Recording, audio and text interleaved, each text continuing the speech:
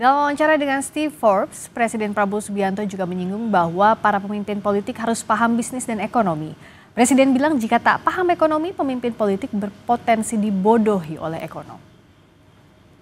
I think it now behooves all the younger leaders of Indonesia who want to be political leaders, you must understand business and economics.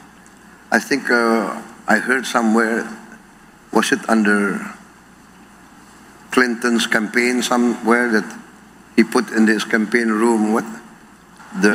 It's the economy, stupid. It's the economy, stupid. I don't know how to translate it into Indonesian, yeah? But it's the economy, stupid.